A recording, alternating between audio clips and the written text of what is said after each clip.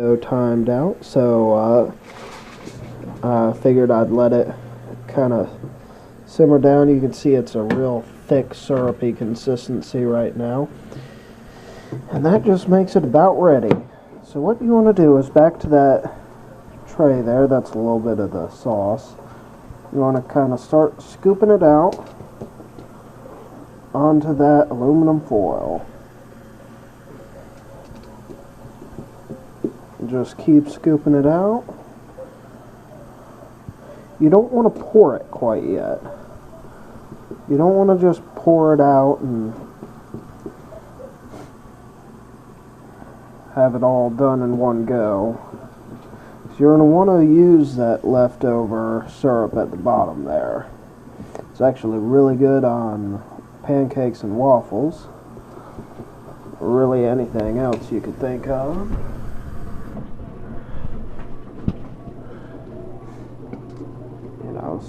I might use it for toast.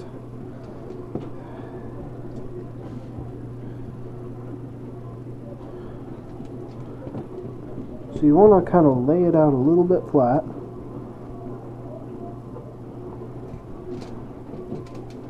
Just spreading it out.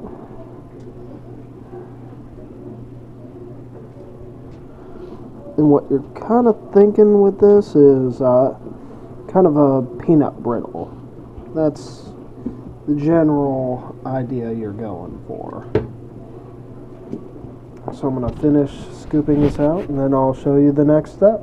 So I've got that all spread out, and you can see there's really not that much syrup left in there, but what it is really good stuff. And so I'm going to kind of, some of these have a little bit too much separation in them.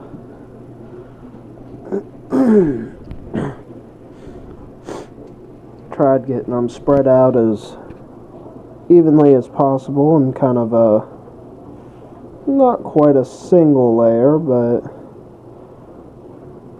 kind of touching and connected and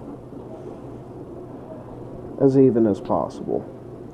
So what I'm going to do is, at this point, I am going to take a little bit of that syrup, and I am going to actually drizzle it over just a little bit. And it's pretty thick at this point.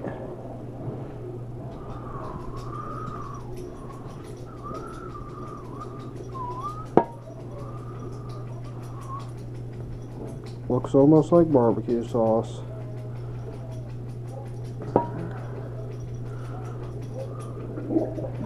And these are going to be kind of those nice crunchy, almost like a praline type, or praline, or however you say it, depending on where you're from. So that kind of just shows you the amount I sprinkled on there. There's still plenty of little syrup in there. So I'm going to let this sit for a few minutes and cool, and then I'm going to go ahead and move it to the refrigerator. You want to put it in the refrigerator uncovered. Just let it kind of cool down real quick, and that's what will cause it to kind of,